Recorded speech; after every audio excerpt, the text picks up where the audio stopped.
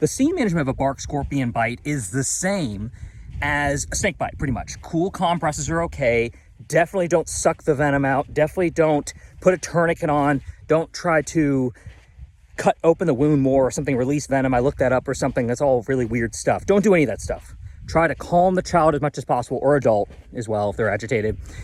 And you're just gonna take them to the emergency department and hope for the best there. So you're gonna show up, and if you're in the Southwest, hopefully they are prepared for these situations and they should have the correct anti-venom there. All right, so let's talk about symptoms and presentation. So thankfully, the vast majority of the time, any type of envenomation is gonna be mild.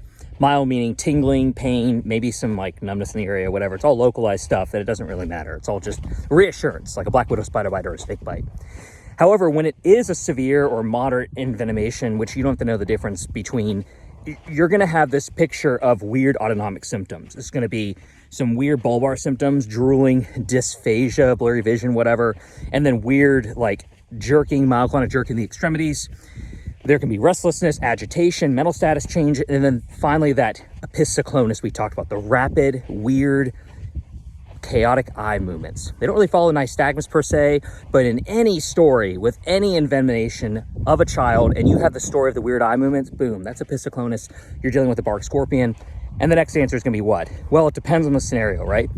And the child can also have weird autonomic symptoms like tachycardia, hypertension, vomiting, whatever. You got two treatments here are gonna be helpful. Any tox or envenomation, and you have an agitated, altered patient, autonomic symptoms, whatever it may be, jerking, seizures, something, benzos are always your best friend. And so benzos have a role here, and that was one of the choices, but the benzos don't reverse the symptoms, right? It's just for symptom control, and the question I gave you specifically was, what's gonna best manage that child's symptoms and cure them? And that's the antivenom. It's an equine-derived Fab fragment, nothing you have to know in detail. Hopefully, if you don't work in the Southwest, you never see this problem, but it's on boards.